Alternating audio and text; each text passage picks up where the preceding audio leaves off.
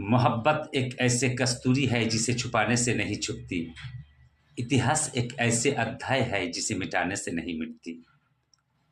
যখন ভারতে মুসলমানদের বসবাস ছিল না, তখন 629 খ্রিস্টাব্দ দক্ষিণ ভারতের কেরলে চেরামান নামে এক বাদশাহ চেরামান মসজিদ তৈরি করেছিলেন মুসলমান ব্যবসায়ীদের নামাজ পড়ার জন্য। এ থেকে বোঝা যায় মধ্যপ্রাচ্যের সাথে ভারতবর্ষের বাণিজ্যিক সম্পর্কটা কত সুমধুর ছিল। আজ 2025 সাল, মধ্যখানে পেরিয়ে গেছে 1396 বছর।